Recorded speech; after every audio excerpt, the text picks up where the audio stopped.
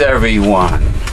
Greetings, and welcome to Discussions. I am your host for Discussions, James Piranha Madonna of Megalife 21, the hardest hitting internet talk radio station on the planet. And I am here with my co-host and mentor, the one and only, the Pope of the Internet, the illustrious, the Reverend Dr. William J. Eisenman. We are coming to you live from the Newsletter Censored Research Center in northeastern New Jersey, and it happens to be Saturday, May 21st, 2011. The day of the end, supposedly, the Rapture Day.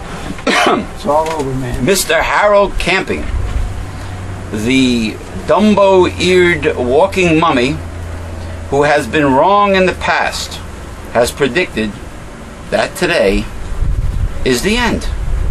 He says, actually, he knows the exact time. He says 6 p.m. Eastern Time, I believe. 6 p.m. Eastern Time will be the end. But, excuse me. Excuse me. Oh, before I begin, let's have a moment of silence on a serious note. Very recently, there was a very sad, untimely passing away, the death of the Macho Man Randy Savage, pro wrestling legend and Hall of Famer, and he was born Randall Mario Poffo, the son of Angelo Poffo, second generation wrestler. Randy Savage was. I believe he was born in Ohio, but he resided in Florida.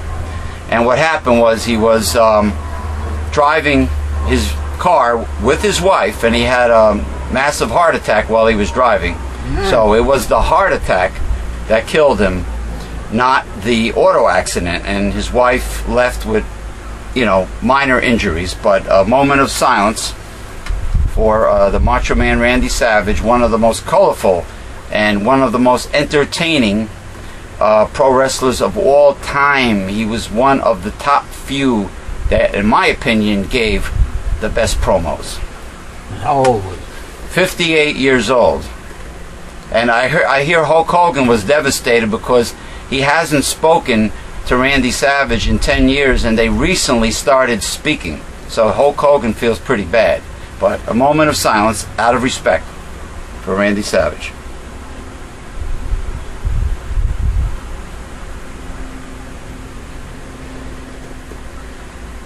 Okay. Now, excuse me. That's why I'm dressed up. I have my Renaissance Man Can Create style hat, brand new. All right. I probably will be wearing this hat on and off when I start doing color commentary for the all-new D2W Pro Wrestling, okay, along with Ken Create, who will be performing June 4th and June 5th, 2011 to kick off the summer season at Captain's Cove Seaport at 1 Bostwick Avenue in Bridgeport, Connecticut. Okay, that'll be, you can see Ken Create performing at Captain's Cove Seaport, sponsored by Mystique Magic, owned by the world-renowned magician Mr. David Martin. Okay, now, of course, I mentioned the Rapture. I mentioned May 21st. He even said it will begin with a massive earthquake, much more severe than the one that took place near Japan. Okay, he even knows how it will happen. He knows when it will happen, Harold Camping. Did you know that Harold Camping's ministry is worth $117 million?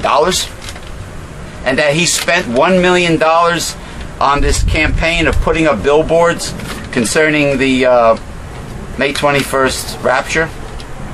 Another guy spent $140,000 of his own money. 140 grand of his own money out of his own pocket? Plastering advertisements all over the cities, subways, etc. in New York. Yeah.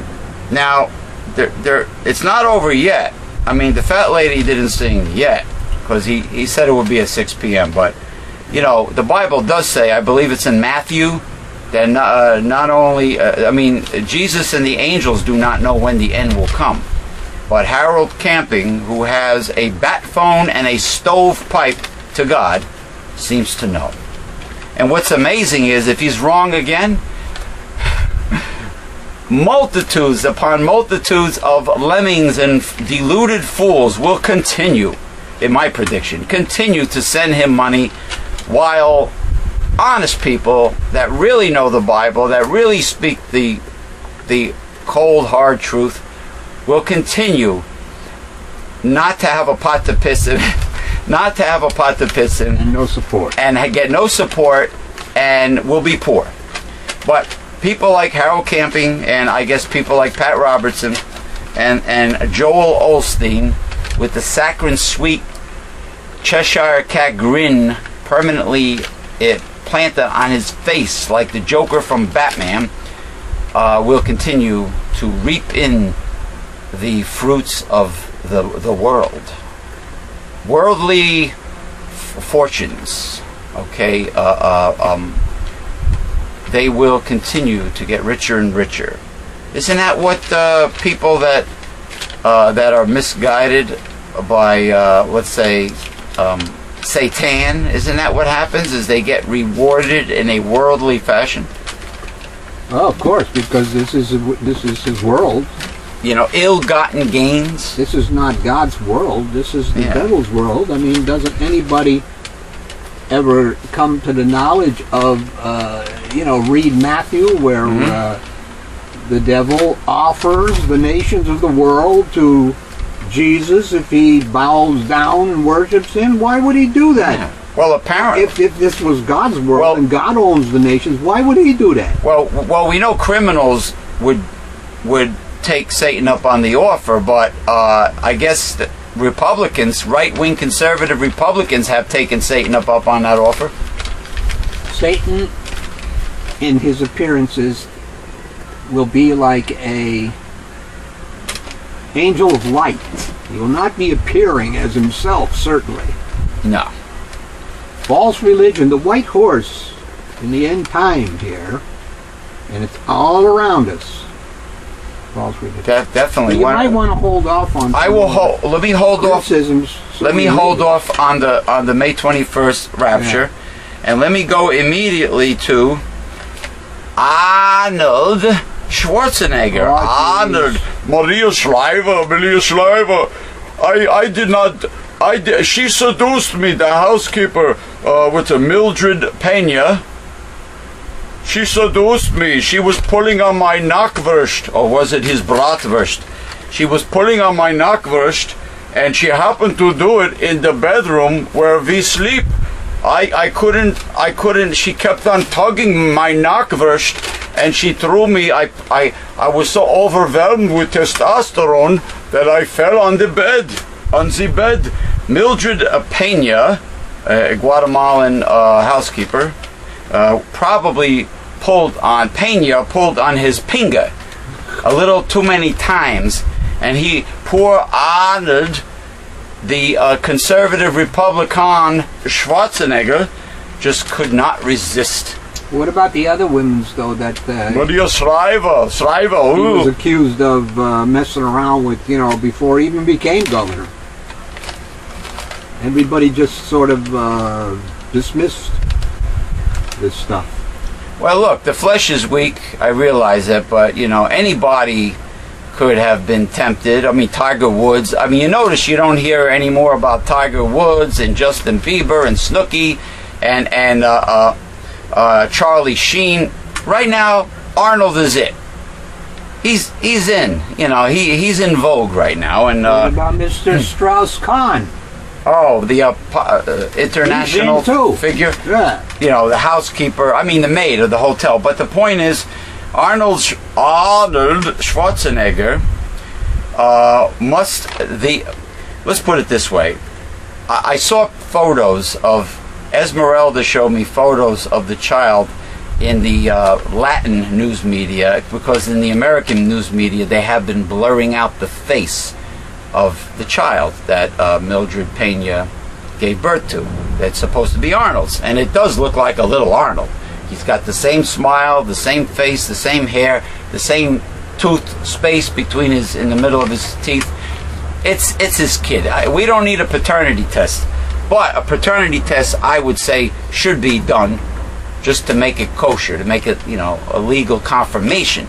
But Mildred Pena is married to a Colombian man, and I'm sure Mildred Pena and her Colombian husband enjoyed for many years the probably the over-bloated child support payments made by Arnold Schwarzenegger to Mildred Pena for the kid. I'm sure she got above and beyond what a judge would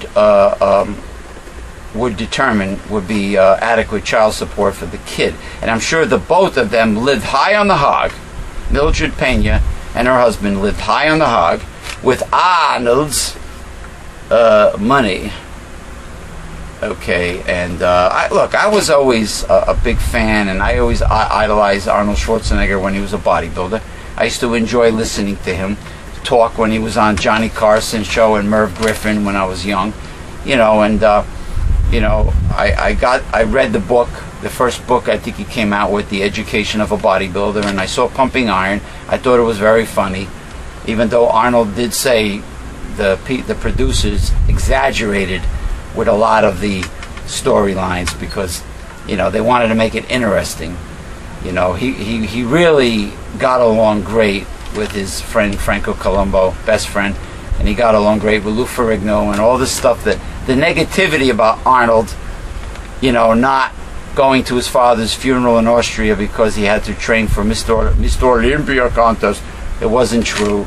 He did go to his father's funeral. They just made it up, for I guess to sell Pumping Iron. But anyway, I'm sure Mildred Pena and her husband lived pretty good on Arnold's money, and I guess they don't want to go to marriage counseling.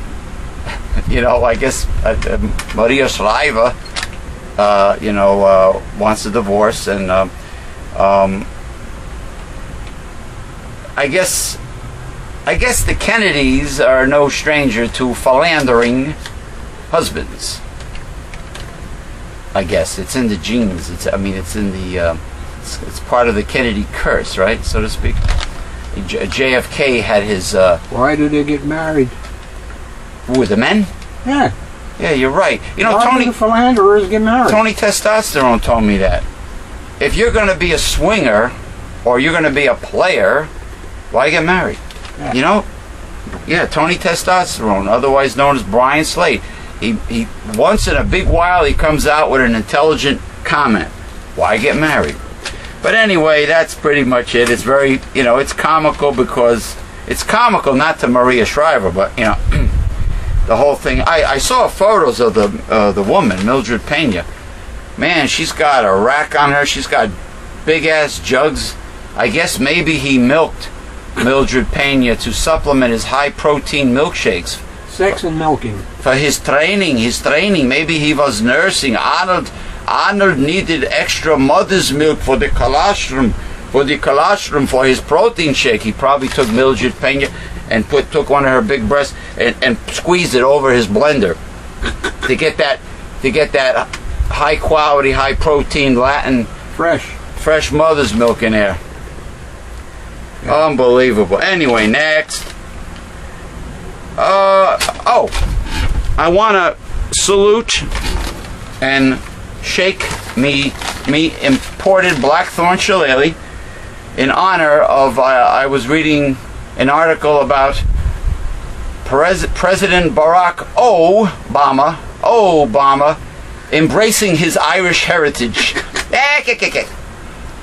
See, it's about time, And the Queen went over there to make peace. Huh? The Queen went to Ireland the other day to make peace. Oh, like the Pope apologizing for all the atrocities of the past, the Inquisition. The Queen of England wanted to make peace with the Republic of Ireland. Well, now, oh yeah, now after hundreds of years of oppression, the Irish couldn't they couldn't have commercial fishing, they couldn't have farms, they couldn't raise their own cattle in their own country. The English monarchy controlled everything. Now she goes over there when the Republic of Ireland is independent. Yeah. Well, it's not independent. Well, no. It's never been independent. Well, you have Northern Ireland, which is primarily Protestant. You have the Republic of But they're Ireland. not fighting anymore. They're in the Parliament. But do they have? Do all settled do they now. govern their own country? They're part of the English Parliament. The Republic of Ireland? Yeah. Are you sure you're not talking about Northern Ireland? As far as I know, there's no separations involved. They're still part of England. I have to double check on that. I have to double check. I thought the Republic of Ireland was a self-governing. No, it's self-governing. Scotland, Wales, and Ireland are still part of the UK. So they're still considered part of Great Britain. Great Britain. Okay, before you read the articles, Chris, New Jersey governor, conservative Republican Chris Crisco Christie, otherwise known belovedly as Balloon Boy by us, he wants to force creationism, creation down the throats of our kids in public schools, not realizing that the American taxpayer, the American taxpayer is made up of all kinds of people. Muslims, Hindus, atheists, they pay taxes too. Jews pay taxes. You have to respect all taxpayers, and you have to keep church and state separate. But conservative Republicans that really do not know the Bible, they only thump it, they want to shove their version of counterfeit Christianity down your kid's throat. And honestly, I don't have children, but if I had children in an American public school in this state of New Jersey, and Chris Christie wanted to shove religion down my kid's throat, I'd say, go fuck yourself. I'm taking my kids out of school. It's my duty to set the example, not Chris Christie, not the Republican Party, not the government. Okay, what's your take on that crap of shoving? I'm saving it because we... Oh, you got a goodie. You got some goodies there. Okay, I am done. You're on the air. It's all yours.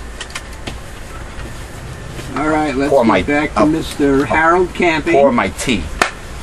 Pour your tea. We might as well knock off the article about Harold Camping. Minister Harold Camping predicts a world-ending earthquake around 6 p.m. on Saturday. God-fearing Christians will ascend to heaven, and all others will suffer for eternity. Oh, really? I'll be right back, folks. For years, the 89-year-old Camping has maintained that May 21, 2011 is the date of the rapture. When true believers will be taken to heaven. Yeah. For those left behind, he says, there will be 6 months of mayhem and destruction until August 21, when the world will end. The world. The world will end. The world will end. May 21. If everything goes as Oakland, California Minister Harold Camping predicts, and former building contractor right here, California will suffer a world-ending earthquake around 6 p.m. Saturday. For years, the 89-year-old Camping has maintained that May 21, 2011 is the date of the rapture, when true believers will be taken up to heaven. For those left behind, there will be tremendous earthquake followed by 6 months of mayhem, disease, and destruction. until October 21, when the world ends. Camping used mathematical, biblical calculations to determine the date. He erroneously predicted doomsday before September 4th in 1994. But he says he has corrected his miscalculation. He corrected it? Is he going to correct it if he's wrong again after 6 p.m.? Yes, he will. He will correct it, and he will continue to receive a fortune in donations. That's correct. From fools, from idiots, from religious nuts. Camping's radio and television shows are broadcast in dozens of countries, and his family radio organization has paid for 5,500 billboards to advertise the Rapture date on every continent except Antarctica. Armadas of RVs painted with scripture have crisscrossed the country to enlist new believers. What a bunch of nuts. Before it's too late. Camping predicted Saturday will start like any other day. Oh, like it is now. Yeah, exactly. What time we have now? It's 3:15. It is about, it's a little past, for those fans out there that are curious of what time it is while we're doing the show, it is about almost I'd say 2:50. Yeah. 2:50 p.m. Eastern Standard Time. All right, continue. There's no reason to behave or act differently. New Zealanders will be the first to know, Camping said. Really? At 6 p.m. Why is that? Their time. 2 a.m. Eastern Time. Oh, because they're the time zone. Oh, wait a minute. Now, what are we going to... Wait, this is going to go until 2 a.m. in the morning now? For us? What the hell? So that means... Oh, well, you'll have time to put it on the internet then, this show. Yeah, but how many viewers... How many viewers will get a chance to see it? Well, that's... They'll be watching the calamity taking place on the other side of the world. The land down under. Yeah. Oh, boy. A great earthquake will shake the island asunder.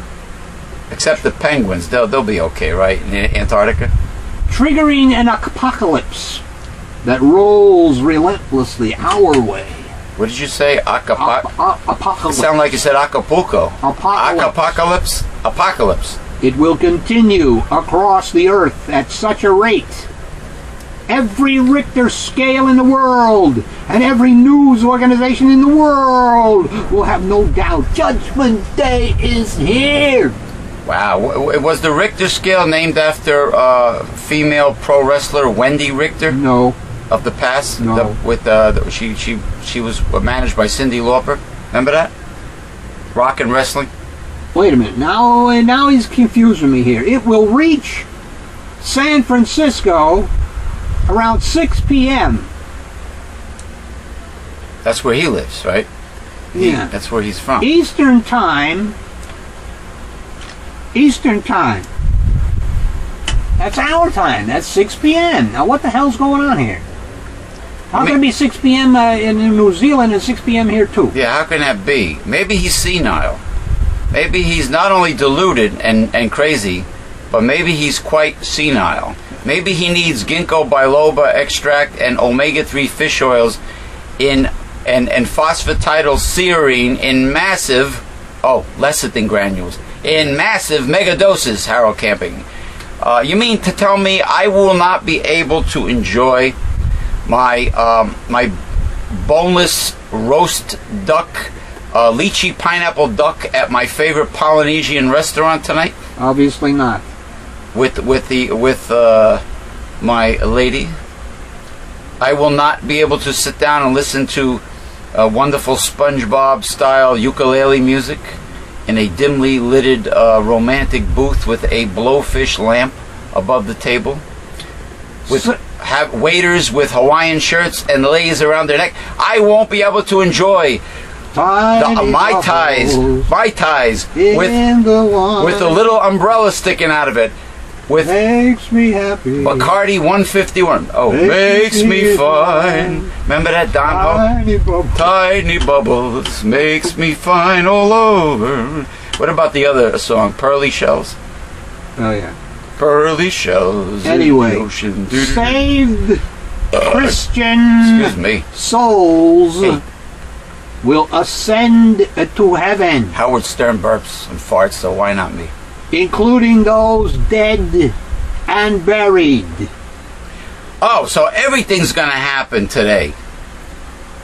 Has this man not ever read of the great white throne judgment? What about the red thread, the timeline that you talk about? Yes, there's a certain chronology. None of the things that have happened, are happening that indicate that it is the end of the age. And it doesn't mean the word That's what translated. That's how he talks. Howard Camping. Translated from in Matthew in Matthew 24, where we have the end of the world. That word translated from the Greek was aeon, which does not mean world, it means age. It is not the end of the world when Jesus comes. It is the end of the rule of man. See, I posted what the Reverend Dr. William J. Eisenman had said to me many times in the past on Facebook. According to Bible prophecy, there has to be a series of events that must take place in the end times before the Great Tribulation, and then the end will come not before the tribulation, but somewhere after it takes place, right? Yeah. Are we in World War III yet? No. No. Has the beast arisen in Europe yet? No. No. Antichrist beast? No. So there's many things that have to be done. Anyway. Tiny bubbles in the wine. Got me. Where were we? The souls. Be singing Don Ho songs all day now. Souls. Yeah. And anyway, what I wanted to say was the dead and buried do not arise on Jesus' coming. They happen after the 1,000 years, after the millennium, the great white throne judgment. Everyone who has ever lived and died is then raised up, resurrected. Sure. I'm sure. But not during the rapture. Not during the rapture. I'm sure Arnold Schwarzenegger arised before coming. Get it? With Mildred Pena, aroused. Oh, that's Ruth Westheimer. Aroused. The only ones resurrected during the coming of Jesus are the elect. That's it. Okay? That's true. That's absolutely true. Oh, by the way, Arnold never... he also lied during Pumping Iron when he said that coming is... getting a good pump while lifting weights is better than coming. Which is what? C-U-M-I-N-G? Or no, C-U-M-M? C-U-M is the... That's C-O-M. Semen. What? The effusion. The substance, liquid, that substance that is excreted the at base, the moment of orgasm. The transport material for the spermatozoa. That is the C-U-M. The come is the verb C-O-M-E, to come. Oh, like come over here. Yes. Come and see here. Come and see here. Come and see here. Come and see here, Mildred Pena. Come and see here. Maria, hold on. Maria Shriver's out of the house. Maria Shriver, she go bye-bye. Maria Shriver go bye-bye. Come, Mildred, with your big jugs. Okay. Come and see here. Come and see here. Come and see here. Onto my big, gigantic, king-size bed. Anyway, all others will remain as the earth... Wow. Camping lives with his wife and says only one of his 8 adult children shares his convictions. few of his grandchildren have contact with him. I wonder why. A few non-believers have suggested throwing a party outside a family radio's headquarters Saturday night, mimosas in hand. $117 million ministry.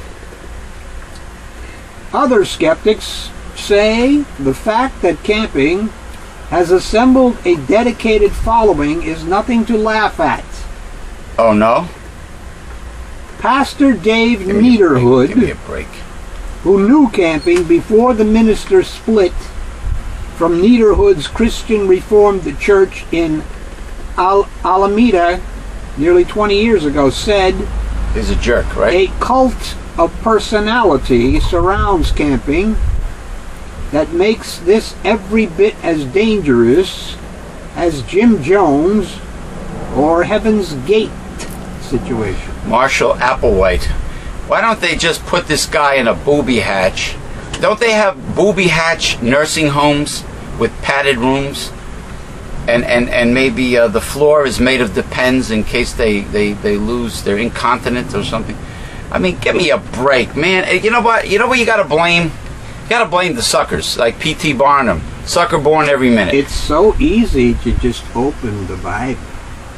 Oh, that's so much work for you counterfeit Christians that give camping money and Joel Osteen and all these other people. It's so much work to open the Bible and read it.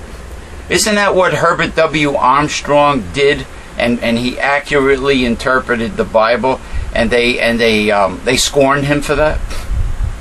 Well, he didn't interpret it. He got it, straight from God. God helped him out. Right. But he was persecuted. Well, of course, everybody who carries a truth in any time period, whether he's an artist, whether he's a musician, whether he's a religionist, a philosopher, gets ridiculed and scorned. Like Jesus did. And Jesus did, yes. Sure. But let's finish this article because this is the foundation for this week's show. Niederhood said camping encouraged his followers to isolate themselves, to stay at home and listen to family radio all day. Oh, man. Brainwashing. And of the few that he's met, he's picked up on some serious psychological damage. See? I just really feel a sense of sadness and apprehension for the people who have taken a big bite on this hook. Well, the bait is faulty. I don't know why the bait on the hook is so enticing, because since his track record is not good, yeah, but we have a strange... Only the stupidest of fish. We have a strange phenomenon in America. Yeah, tell me about Americans, especially red state rednecks, fundamentalists. Tell me about them. The problem is that, and 10 years ago, it probably encompassed Islam too, but we have a strange phenomenon in America. Anything said derogatorily or critically about a religion, people go ballistic. Now, of course, today people like Peter King and Fox News and stuff, they can insult Islam and criticize Islam and etc., and it's okay. But 10 years ago, before 9/11, it wasn't. Yeah. Well, and anything you say up against any Christian denomination, oh my God, What about Catholics? They go ballistic. They consider every religion on an equal basis. Well, like with Islam, I feel very badly that Muhammad's a great part of Muhammad's original writings were destroyed. Not all of it. A great part of it was destroyed. I really feel bad about that because what do you mean not all of it? It was all destroyed. 100% of by the third caliph of the Prophet Muhammad's writings. Absolutely. Wait, who did it? The third caliph. The third caliph? After Muhammad. He destroyed all of Muhammad's writings and only gave what we have today is an expurgated version of the original Quran. We have Uthman, I think his name was, the third caliph. That's all you have today is his version of the Quran. Now who slapped? Not Muhammad. Who slapped together the books of the Bible? Was it the Vatican? Was it Rome? Was it the Catholic Church? Was it the original Church of God? Who exactly decided to slap together? It was actually the Catholic Church, because 100 A.D. the Catholic Church got rid of the original Church of God. I mean, it still existed in a small flock, but the big Christian Church was what became the Catholic Church. Right. And then later on, the first Protestant church was Martin Luther. The Reformation. The Lutherans, right? No, under Martin Luther. No. Martin Luther, yes. Germany. Reformation. Yeah. He said that there were 95 problems with the way the Catholic Church was interpreting the Bible. No kidding. No kidding. Only 95. And then they gave poor Galileo and Copernicus a hard time, and probably even Leonardo da Vinci. He was way ahead of his time in science. All the great men of science got hassled by the Catholic Church. Well, it's because of this. There's always been that tension between science and religion, because religion is based on faith. Science is based on facts. Yeah. So, you got a problem there. Like what Republicans want to do. They want to dismiss facts and science and shove their version of Christianity down your throat. Wow, does time fly when you're having fun, man. Well, when the end of the world is coming. Oh, by the way, when we come back from break, do you have anything about Balloon Boy? I have plenty of Oh, Balloon Boy. We're talking about Christie. All right, we're going to take a break. I know this is a very exciting day. It's beautiful outside here in the Garden State of New Jersey, and it's really, it's May 21st, 2011, man. Our last day. Yeah, last day. Like I said, that lychee pineapple duck, man, I wouldn't be able to enjoy it. I love lychee pineapple duck. Greetings. We're back from break. And we're going to do promo, since my co-host and mentor, the Reverend Dr. William J. Eisenman, is eating his lunch now. I'll do promo. Okay. See this gentleman next to me? This guy right here? This is a self-portrait of the Reverend Dr. William J. Eisenman, my co-host and mentor, here at Newsletter Censored. The Reverend Dr. William J. Eisenman is a fine watercolor artist, and this is his self-portrait.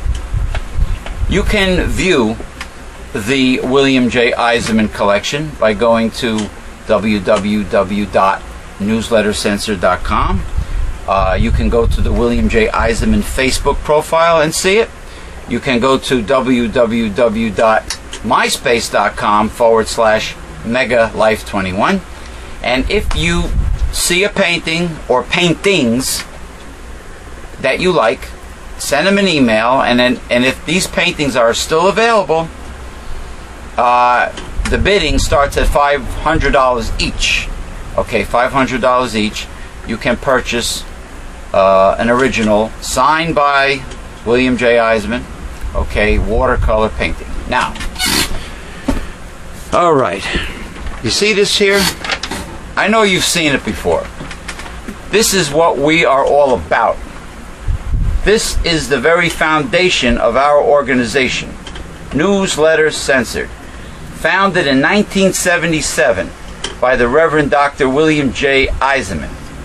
There is more information in this newsletter than there is on our websites or on our talk shows. Newsletter Censored discuss the 5 taboos of American life, which is politics, religion, health, human sexuality, and child rearing. Sometimes current news topics with tidbits. Okay, this is the kind of information that most people are afraid to hear. Can you handle it? So simply go to www.newslettercensored.com and read all of the hard-hitting information that is in this newsletter, and click on the printable order form, and with your gift to support this work, get your free annual subscription to Newsletter Censored, the newsletter that started it all. This is the foundation. Okay, Newsletter Censored. We are living in the end times. Perhaps if the crazy nut is right, literally, quicker than you think. But you know, I don't know. Nah, he's a nut. But anyway, we are living in the end times, and Newsletter Censored is the best way to defeat a conservative.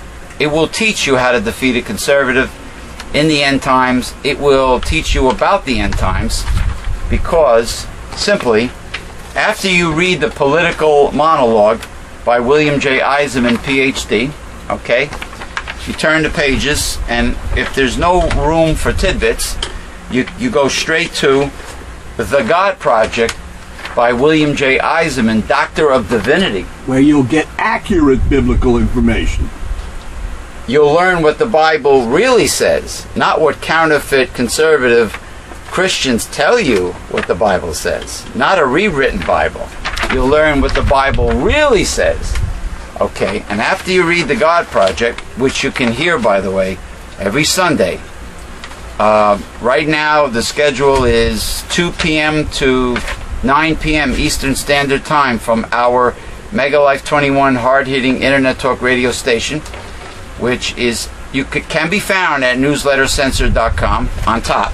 Okay, the link is on top. You'll hear the one and only the Reverend Dr. William J. Eisenman do The God Project all day, and we do go overtime quite often because we need to get the message out. Okay, and finally, last but not least, at the end of the newsletter, we have Sexuality, a Holistic Approach by William J. Eisenman, PhD. Okay? I'm telling you, this newsletter is loaded with valuable information that you will never hear in the mainstream media or read in the mainstream press. Okay, this is it.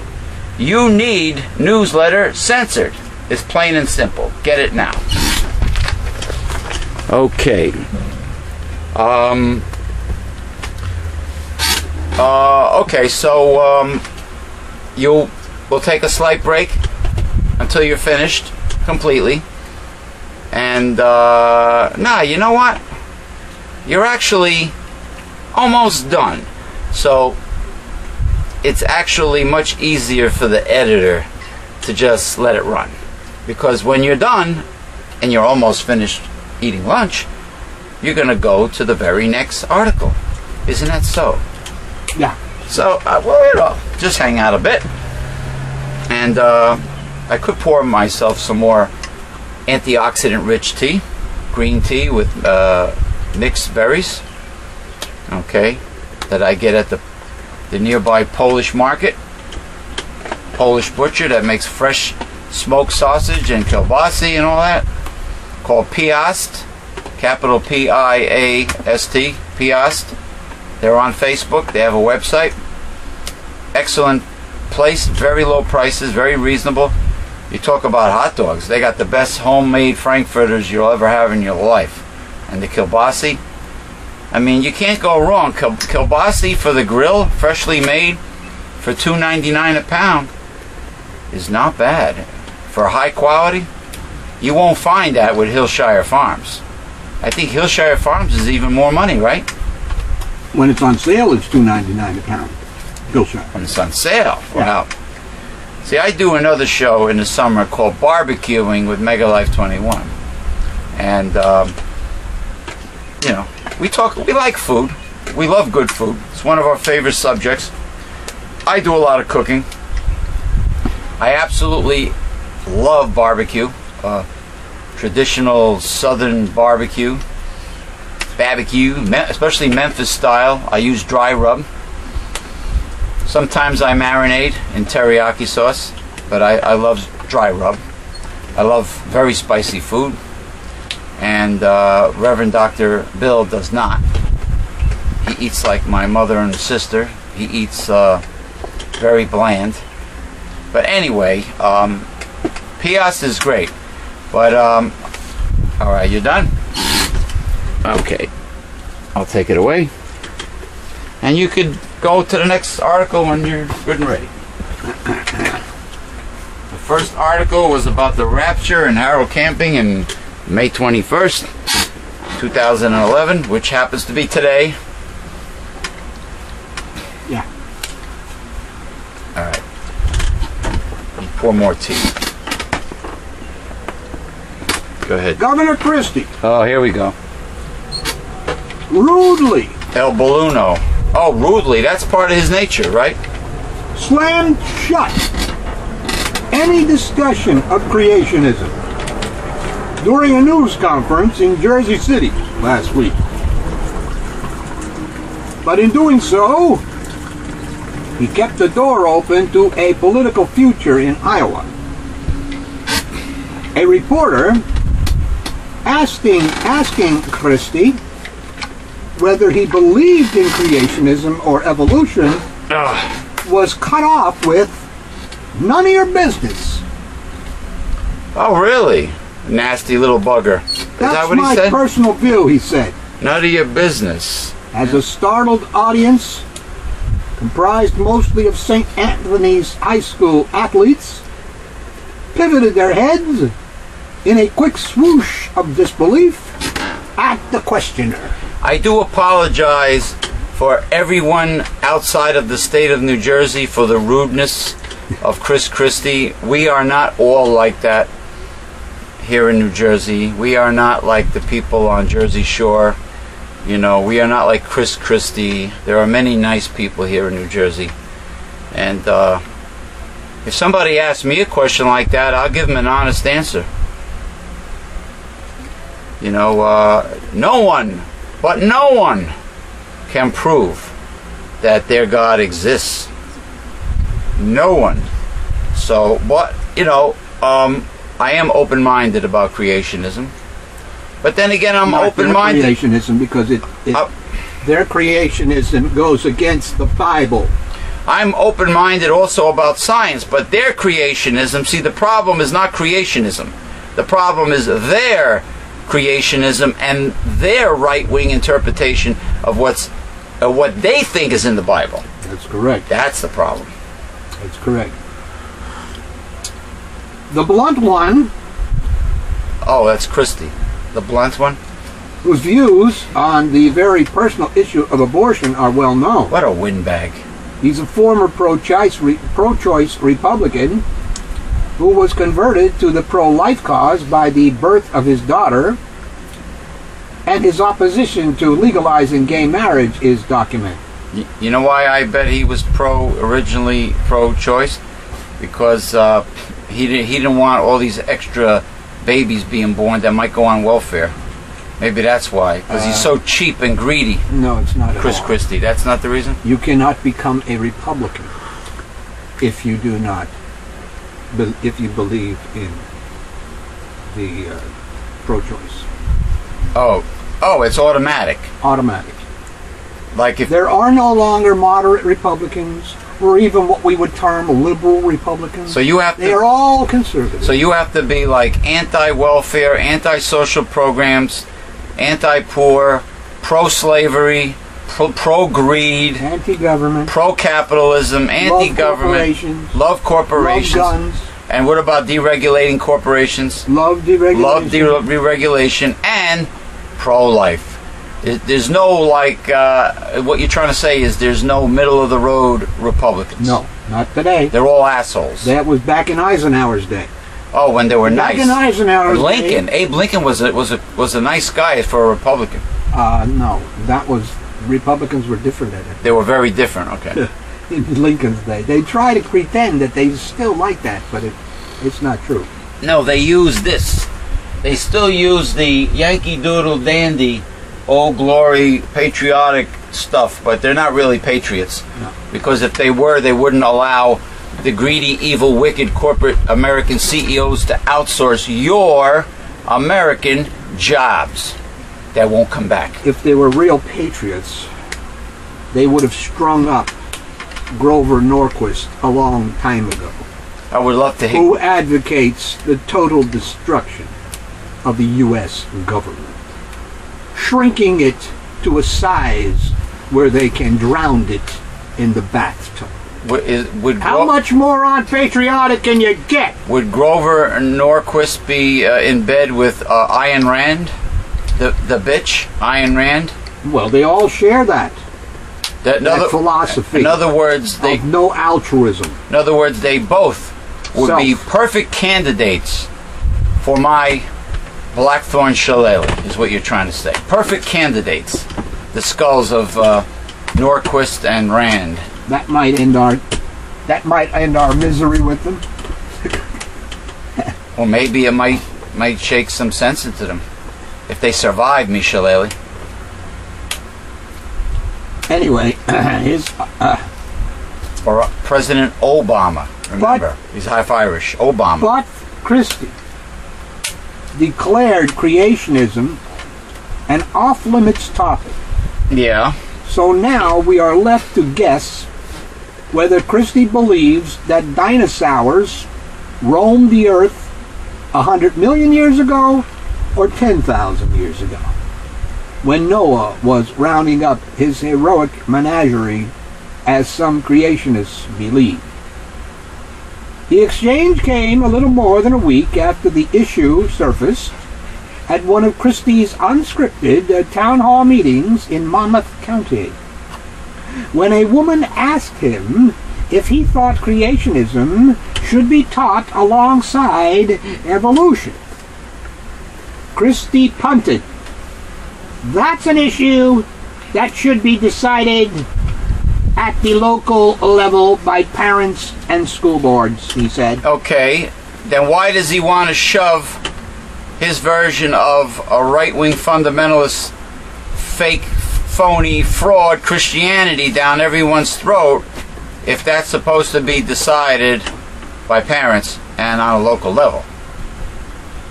Because they believe they have the right way to bring about fiscal responsibility and the saving of New Jersey. New Jersey. But isn't he being a hypocrite, talking from both sides of his mouth? Actually, he's talking with a hole in his head. Well, the hole's not in his stomach, because I think definitely every calorie he consumes is being utilized. Not burned, but being stored. I wonder if behind the scenes he's stealing some food from the food pantries. I think the food pantries that he closed, I think all the food is being diverted to Chris Christie's personal what's the name of it? Walk-in freezer. What's the mansion, the governor's man? Drumthwacket? What the fuck? Drumthwacket? Yeah. That's the name of the governor's man. The governor's mansion has like a funny name? It's not, it doesn't have a nice name like Gracie Mansion in New York City? No. Drumthwacket. Trumpthwacket? Drum. As in the beating of a drum.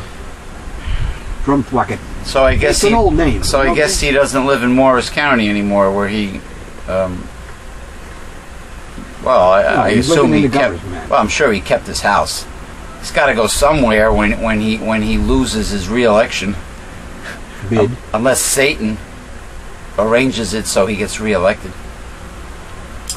I probably have little business getting myself involved in these kinds of questions, he's saying. I think it's really a dangerous area for a governor who stands up from the top of the state to say you should teach this, you shouldn't teach that. Technically, he's correct. School boards can include creationism as part of the curriculum as long as it doesn't replace evolution. He left out one important distinction. Yeah. It's never happened in New Jersey, according to state education and school board association officials. And there's a good reason for that.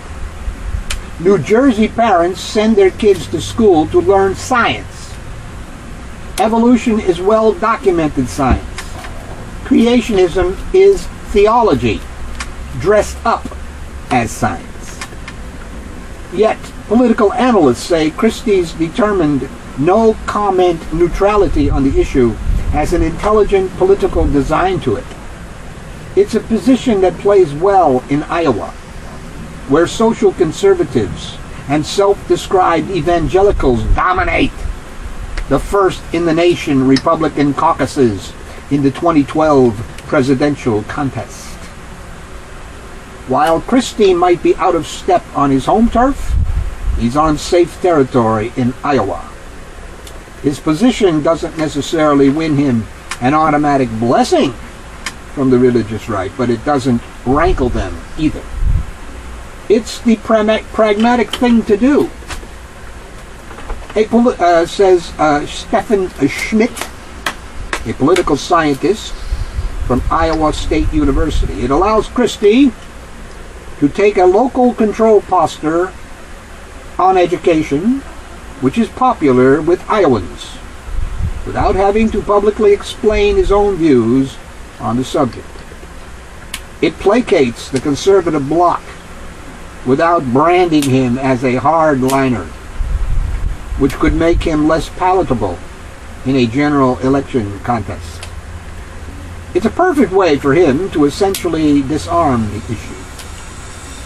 Creationist theory falls way down the list, below abortion and gay marriage, as hot-button priorities for social conservatives in Iowa.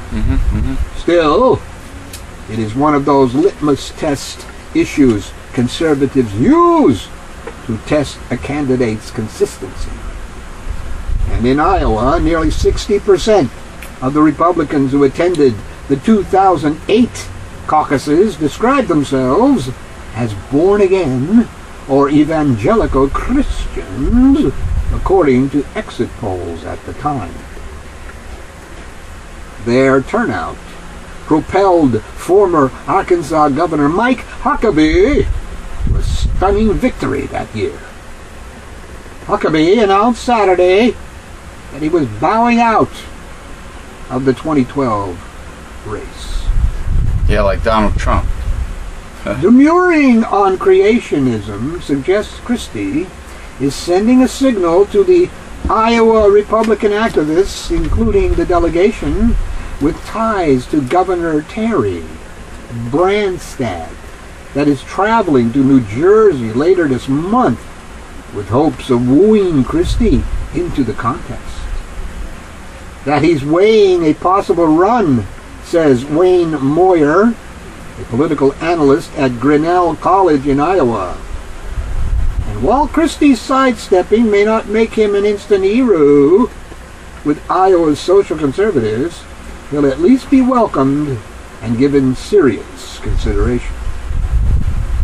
The Branstad delegation's visit is a sign that the Iowa GOP is not happy with Mitt Romney, Michelle Bachmann, Rand Paul, or any highly touted candidates with stronger social conservative bona fides. Gosh. They also want a winner, even if he is not the most conservative person. He would still have a substantial chance. Let's remember, Christie says he has no intention of running for president. He's staying here. For now.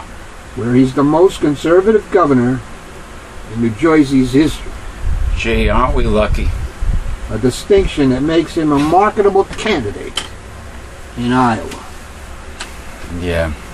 Well, since there's a lot of idiots out there, fools that voted for a conservative Republican Congress last year, and also the same fools that send evangelist money, like Harold Camping and Joel Moneybags Olstein, and probably Pat Robertson, the other mean-spirited jerk. Good, that's good. We're doing pretty good on time here for For this May 21st. On the same theme. Wait, what? No, did I say May? I said May 24th. 21st, I said. I didn't say 24th. Oh. This May 21st, I said we're doing good on time. Governor Christie sold some stock last year. Huh. And his wife, Mary Pat, earned less at her job at Cantor Fitzgerald than the previous year. A financial disclosure form filed Monday reveals. The annual disclosure forms required of New Jersey's top officials and filed with the State Ethics Commission Yeah. show that little changed monetarily for cabinet officials Yeah. in 2010. Aside from the sale of some stocks and the purchase of new cars, cabinet officials reported no changes in their finances from previous disclosures. In April, Christie filed an extension for filing his federal income tax returns, and his office said he will disclose the forms when he completes them at the end of the year. It started raining. The tax forms provide more detail than the disclosure forms, which show only income ranges. Christie and his wife reported income from interest and dividends on Goldman Sachs hedge funds. He also reported earning royalties valued at $5,000 to $25,000 from Listerine, the New Jersey-based product produced by Johnson & Johnson. What the hell does he have to do with Listerine? Well, he kisses a lot of babies? Where he can get a royalty. Or he barbecues a lot of babies. What is he? Oh, royalty. You know, this guy is a real capitalist, man. A fat capitalist. A fat cat. Mary Pat Christie. He's worth a lot of money, huh? Christie and his earned wife? between $250,000 and $500,000 from her part-time work. Part-time work. Why in don't 2009? Okay, so why does Christie need $175,000 a year from taxpayers in his salary? Well, when is he going to make sacrifices? He wants the poor and the middle class to make sacrifices. So he's making all this extra money on the side. Why does he need $175,000 with probably taxpayer-sponsored health care, health insurance, and retirement pension? Why does he need this? Why does the little guy have to make sacrifices? In 2009, she earned $500,000. Really? Only her? Only her. You know, and of course, New Jersey, Channel 12, New Jersey Network News, they're always kissing Chris Christie's ass, saying positive things about him, bragging about him. Oh, New Jersey's own Chris Christie said this. New Jersey's own Chris Christie does that. With a big smile on their face. I mean, he wants everybody that is not an elitist to make sacrifices. I don't think that's fair. Meanwhile, he's making money hand over fist in the private sector, and he's getting $175,000 a year in salary. Republicans know nothing about fairness. So what about the Congress and the Senate? Don't they make around $175,000 a year? If they're being paid off by their lobbyists, they're making a lot more than that. They certainly are not interested in the little guy. But the little guy is paying for this $175,000 a year salary. Because the little guy is a sucker. The little guy is a sucker. The little guy's a jackass. Uninformed sucker. No, you know what? Uninformed, yes. Naive, possibly. But you know what? They're too lazy in America to do their research and find out if they're too busy partying. Too busy following the lives of celebrities and musicians and sports figures. You know, they're too busy worrying about what TMZ says or Entertainment Tonight or Mary Hart retiring, stepping down after 1,000 years of doing that show. They're too worried about frivolous, petty, shallow, superficial things. You know, whether or not their liquor cabinet is a little light. That's what America's worried about. They don't get involved. You know, it's a shame. Governor Christie used his address at Seton Hall University commencement ceremony Monday to urge the graduates to follow his lead and become disruptors. Become a scumbag, yeah. Who aren't afraid to challenge the status quo. Yeah, not afraid to be an obnoxious, ill-mannered, selfish bastard. Yeah. Oh, he's painting himself as a revolutionary now. Oh, yeah, that's why they use the word Tea Party. They're revolutionaries. They're freedom fighters. But they want to destroy Social Security, Medicare, social programs, welfare as we know it. They want to deregulate companies so companies can rip you off and lie to you. They want to arrange it so your kids have to go to war and die for big corporations and elitists and oil companies. War is a racket. Major General Smedley Butler. Oh, they're real They're real patriotic freedom fighters. The Republicans, the conservatives. Oh yeah, sure. that's why none of them go when they're called, when they were, you know, like when they're called in Vietnam or whatever, or their kids, they don't want to go. Kids don't go. No, come on. Remember, in the old days in this country, the rich paid someone to take their place in the army. Well, they do that in Colombia, South America. There you go. They grease palms. Yeah. The cops, everything. They grease palms. If you don't have the money to grease a politician's palm, your kid has to join the military and go fight in the jungle, go to war. Yeah, if you can't grease someone's palm, you're going to get hit with a coconut. Yeah, well, you know, look at show business. You think everybody in show business, every actor or singer or whatever, you think that's the only talent out there? You think that's the very best the world has to offer? I'm sure if some poor schmuck, you know, from, let's say, a very poor inner city neighborhood has a genius kid, you know, and unless that kid gets like a scholarship or whatever and gets lucky, you know, I mean, he'll never live his potential. You know, somebody in Hollywood has to like you. You got to rub somebody the right way, unfortunately. But before Christie could begin his speech, connections. So part yeah. of the 2,281 member graduating class did a little disrupting of their own and loudly booed the governor as he walked to the podium. Oh, great. Loudly booed him.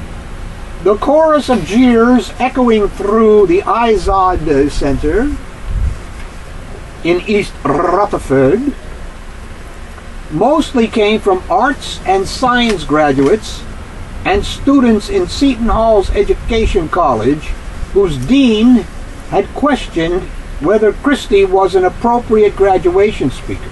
He's not. Other graduates countered the boos by giving the governor a standing ovation. Screw them. So he's like a heel wrestler. He gets booed and jeered. Christie briefly acknowledged the mixed reaction when he began his speech by urging the students to celebrate their accomplishments and take their graduation seriously. From your jeers and your other expressions, I can tell that you are not taking it lightly. The governor used his 16-minute speech to talk about a recent New York Times magazine cover that labeled him the Disruptor. Maybe he's going to become a wrestler. The Disruptor. That's his nick. The Disruptor. Chris the Disruptor Christie. A perfect heel wrestler, just like conservative Republicans are the perfect heel political party. For his combative attempts to challenge the status quo in New Jersey. Yeah.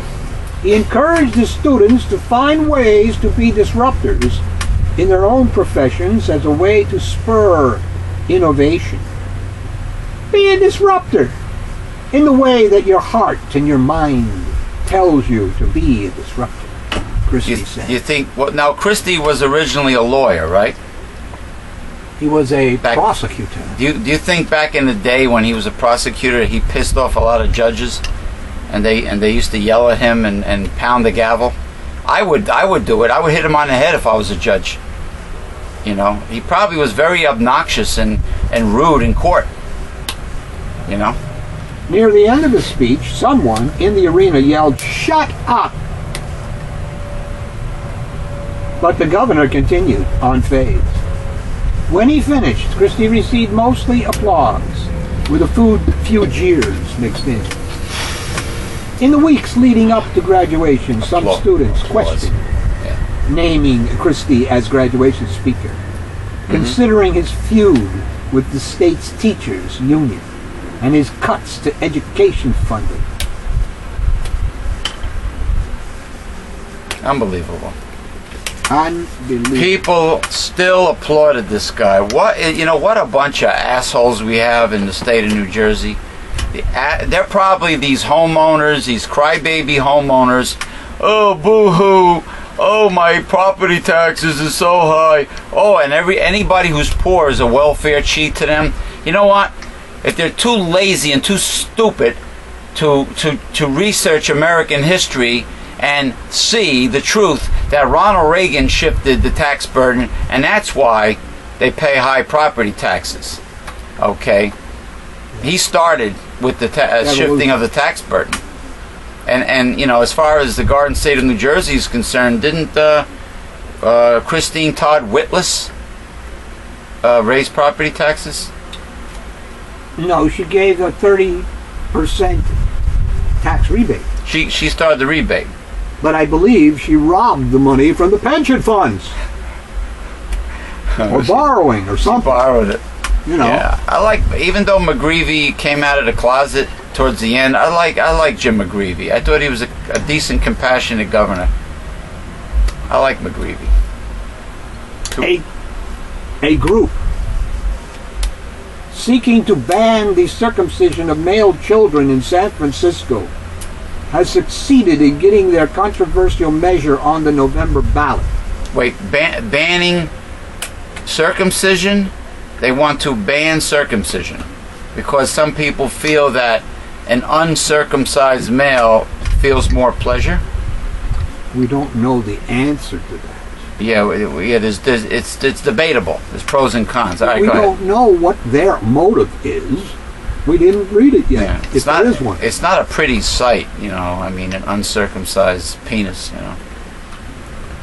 Meaning voters will be asked to weigh in on what until now has been a private family matter. City elections officials confirmed Wednesday that the initiative that had received enough signatures to appear on the ballot, getting more than 7,700 valid signatures from city residents. Initiatives must receive at least 7,168 signatures to qualify.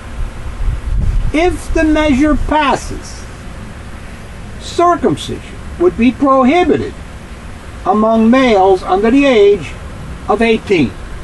Right, but do you know how painful it probably is for adults? I know how painful it was for adults because I had it done at age 9. Yeah, I mean, excuse me for a second, being that I have a shillelagh in my hand. If the foreskin is well established, I would imagine that the nerve endings and the intricate, nerve endings in the foreskin are also well established as compared with an infant, or as Papa used to say, infink. Infink. Sweet pea, oh, me sweet pea. Anyway, I never knew who Sweet Pea really was. Did Olive Oil give birth to Sweet Pea? Was it an orphan left on a doorstep? We don't know about Sweet Pea, and we don't know about the circumcision. But the point is, circumcision is a Judeo-Christian tradition. Well, originally, right? It's a Hebrew tradition. It's cleaner. There were cleanliness aspects. No, it had nothing to do with cleanliness. Has nothing to do with cleanliness. Being a person of God.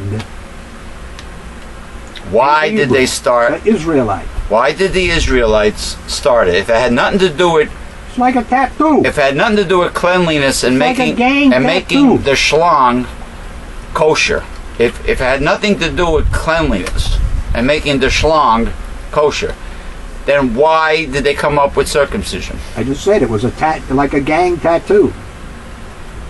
It's a symbol of belonging, Like a brand. a brand. Like the shamrock is on the end of this blackthorn shillelagh. It's a symbol of being Hebrew, right? Being an Israelite. So as nothing, it doesn't necessarily make the schlong cleaner. More clean or whatever like that. Sanitary However, reasons. today we recognize that there is a sanitary thing involved there. Well, With sweat. smegma and stuff of that nature with the foreskin. Underneath the foreskin, You must pull back the foreskin and clean. underneath the foreskin, I imagine, those that still have it, it's a very moist and warm place. And what happens in moist, warm places? Mold, fungi. Some young ladies refer to it as dick cheese. Oh God, like belly button or toe cheese, dick cheese. Dick cheese, yes. Yeah, and probably in the porno industry they use that term a lot. Real ladies don't use that kind of language. Well, in the porn industry, I'll tell you Dick the cheese. truth. I don't see any I don't see any that are not circumcised. uncircumcised. Yeah. Yeah, because they want the schlong to be out there, and glowing in full view. But Unless they come from Europe or something like that. Yeah, well, if they come from Europe, they have hairy armpits. The women, hairy legs. But the point is, the bush. I noticed the Asians don't buzz the bush. The Japanese women in porn do not buzz the bush. You have a pretty big bush. Or like Andrew Dice Clay used to say, a bush you can plant tomatoes in. That's what he used to say before he got married and he mellowed out. But the point is, moisture, when you combine moisture and high temperatures, you have the chance of fungal infections and odor. So I'm imagining, that there's a sanitary aspect of being circumcised. And plus it looks better aesthetically. Anyway, the practice would become a misdemeanor offense, punishable by a fine up to $1,000 or 1 year in jail. Does the fine go according to how large your penis is? They measure it and There would be no religious exemptions. no respect for a person's religion? Are we approaching a fascist state here? Do I detect fascism? Do I detect right-wing fascism? The initiative appears to be the first of its kind in the country to actually make it to this stage. Though a larger national debate over the health benefits of circumcision has been going on for many years, banning circumcision would almost certainly prompt a flurry of legal challenges alleging violations of the First Amendment's guarantee of the freedom to exercise one's religious beliefs. True. Excellent article. You've been reading really excellent articles. Now, we only have time for one more article. Yeah. Now, you got a good one there? Well, we'll see. What do you want? About the oil executives and their little game the other day before Congress. Yeah, that Senate. sounds good. That sounds heavy duty. Yeah, lay it on me, brother. U.S. Senator Bob Menendez Of New Jersey. I think he's from Union City, New Jersey. attempt to eliminate about $2 billion in annual tax breaks for big oil companies failed in the Senate Oh, it failed? on Tuesday. Yes, the Republicans filibustered it. And they have enough votes to filibuster. 41. And what about the Senate? What can they do? Nothing. Could they counter that? They could change the rules and get away with the filibuster, or they could say, oh, you want to filibuster? Let's do it like in the old days. Get up there and yak for hours and hours and hours and hours. Listen, Buster, we're going to filibuster. Bob Menendez, the voice of reason. I get his newsletter in my email. Anyway, providing political fodder for both parties, but leaving gas prices and the federal deficit unaffected. The Close Big Oil Tax Loopholes Act would have ended tax breaks that Menendez said the 5 biggest oil companies no longer need in light of their huge profits. The bill would have dedicated the higher taxes paid by oil companies toward reducing the $1.4 trillion budget deficit. Right, and if they trim the military, then we'll really be out of the red. The vote on a procedural motion was 52 to 48. So some Democrats voted with the Republicans. See? Sellouts. Democrats voted with the Republicans. They sold out their voters. Scumbags. But it needed 60 votes to pass and therefore failed. 3 Democrats. Mary Landrieu of Louisiana. Oh, when you name the Democrats, say it loudly. Ben Nelson of Nebraska. Okay. Mark Bakich of Alaska. Democrats. Opposed the bill. Opposed the bill to end tax breaks for the oil companies. Oh, look at this. Republicans Olympia Snow. Yeah, what? Republicans Olympia Snow and Susan Collins, both of Maine, voted for it. Then why don't they just switch parties if they're going to vote against tax breaks for the rich? They might as well. Democrats pointed to the results and questioned how serious Republicans were about attacking the deficit. Tax expenditures have to be part of a deficit cost. And if you can't take the most obvious one, the one that 74% of Americans agree with, as something you can act upon, then what does that say for moving forward on the bigger questions of deficit reduction, said Mr. Menendez. 74% of Americans agree by taking away that subsidy. Yeah, But the Republicans don't. Well, but and they're Democrat enablers. But Republicans want that they don't want to trim the military and take tax breaks away from the rich, but they sure want to cut social programs for the poor, and they sure want to destroy your right to Social Security and Medicare. Because their ultimate motive is not, I repeat, is not fiscal constraint, helping the deficit. That is not their motive. Their motive is, and let's state it plainly, and let's start understanding it, to destroy the U.S. government. Because they want a corporate plutocracy. Feudalistic. Corporate feudalism. Feudalistic oligarch. Yeah. Corporate feudalism. They don't want to pay taxes at all, off the bat. Period. Elitists. Greedy devil's economics elitists don't want to pay any taxes at all. And that's why Donald Trump was so anti-Obama, bitching and moaning about spending taxpayers' money like a drunken sailor. Meanwhile he looks like a drunken sailor. Well, a bloated goldfish. But anyway, with Dennis the Menace hair. But the problem is he, he's not dealing with the real problem, which is that it was the Republicans under Reagan that shifted the tax burden. The rich, the elitists, can afford to pay the tax burden.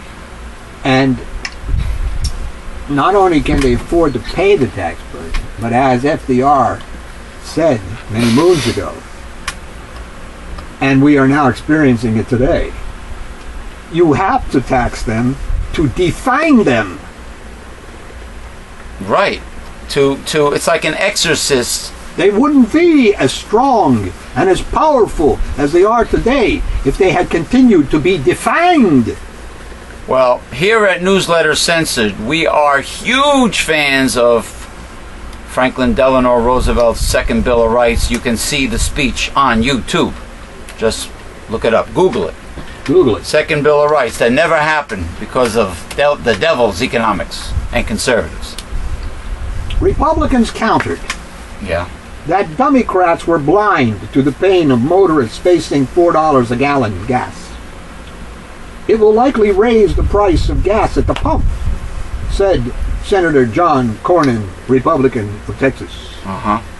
It's not going to solve the problem most Americans are complaining about. In fact, it will make it worse. See, in other words, what he's saying is, if we take away that $2 billion from those oil companies, they'll jack up the price more. So price gouge us more? So in other words, what are we doing? We are paying ransom? Is that what it is? Ransom? It's like extortion? Extortion? Well, We have to pay this. It's like the pirates. In the old days, man, you had to pay a tribute.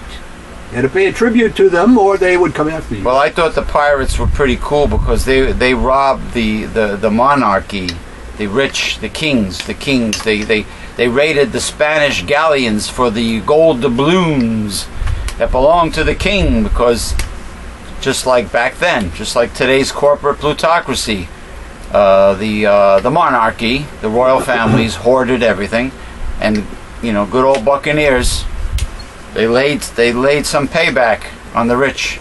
The bill's supporters never Arr, claimed, me buckle. Yes. they never claimed the bill would lower gas prices, but they argued there was also no reason that eliminating the tax breaks should raise prices. Menendez argued that the 5 oil companies affected by the bill, ExxonMobil, Chevron, BP America, Royal Dutch Shell, and ConocoPhillips, are projected to report $125 billion to $144 billion in profits this year alone. And the Republicans do not want these companies to pay any taxes. Isn't that a sin? Isn't that a shame? But they want the middle class, the poor middle class of America, the homeowners, the entrepreneurs, the mom and pop stores, if there's any left, they want them to have the tax burden. Not very fair, the people you voted for last year for the U.S. Congress. Now you see how this is all, coming into play, the reality of all this. You see what you people did? Wake up, man. Smell the coffee. Did and continue to do. And that the companies could get by with $2 billion less without raising prices. Yeah. The White House announced that President Obama supported the bill before the vote and issued a statement of disappointment after it failed.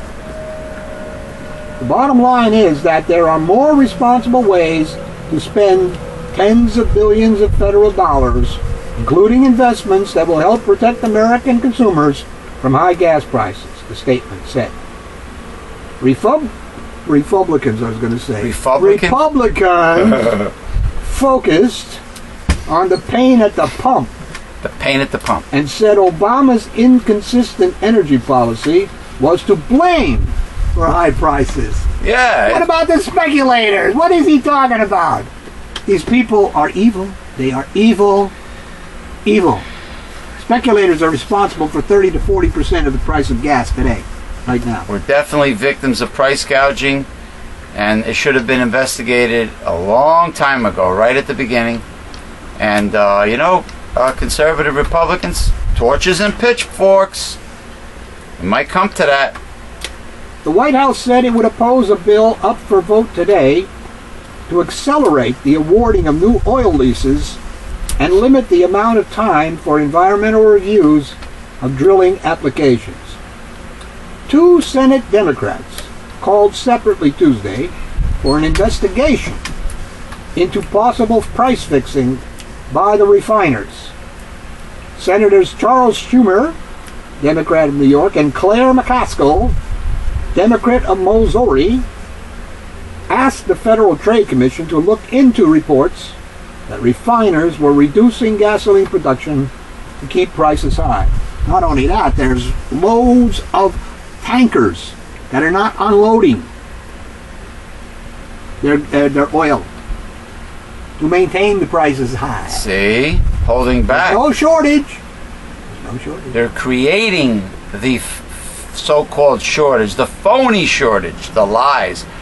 Just like a long time ago, I had made a statement about the De Beers diamond company in South Africa withholding diamonds, purposely not exporting diamonds to the United States and throughout the world to control the price of diamonds, to make diamonds the precious stone, you know, and everything, you know.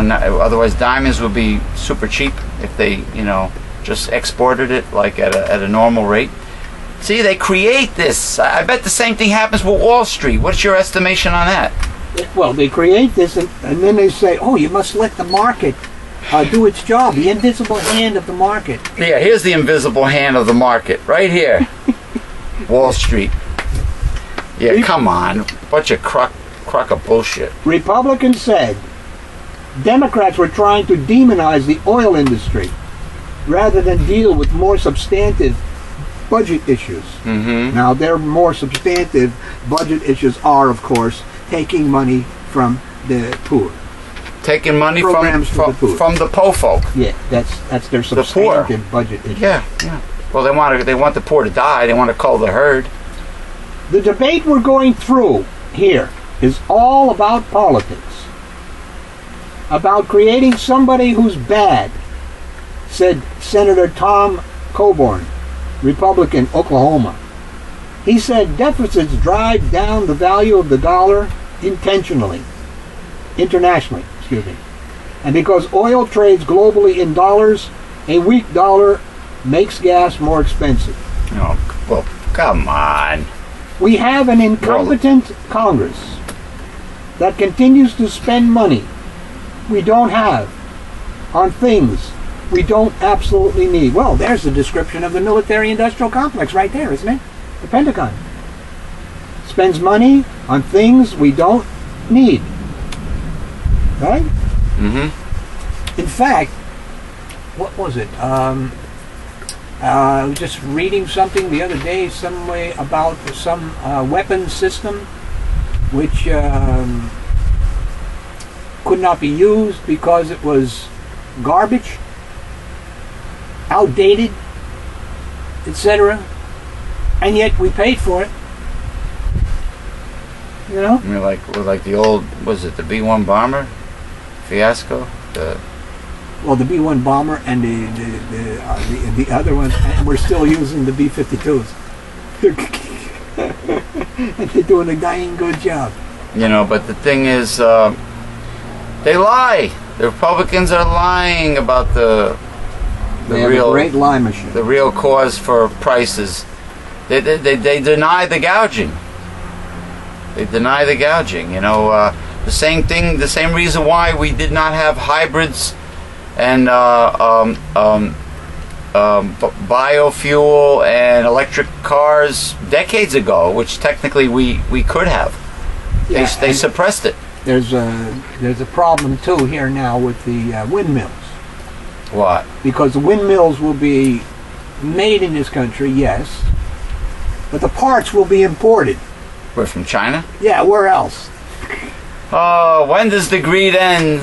When does the greed end? Instead of being manufactured here. They are so conservatives, and the evil corporate American CEOs are so wicked and greedy that they pinch a penny so hard that both heads and tails are on the same side. Let's put it that way. Ooh. Anyway, the bill was projected to save $21 billion over 10 years. Wow, what a big savings, huh? By changing some complicated tax provisions, roughly $13 billion would come from blocking the oil companies from qualifying for a deduction intended to help manufacturers of products shipped overseas. An additional $6.5 billion would come from ending what sponsors said was the misuse of the deduction for income taxes paid in foreign countries. Menendez said the oil industry has been able to get some countries to classify royalties, which are payments for the value of oil extracted, as income taxes, which in effect leads to the American taxpayer subsidizing the production of oil overseas. Note all the finagling. All the finagling. Finagling? Yeah, finagling. It's pretty objectionable for the motorist who's coming up to the pump and paying nearly $4 a gallon to also have to reach into their pocket and give the oil companies more in tax subsidies, Menendez said.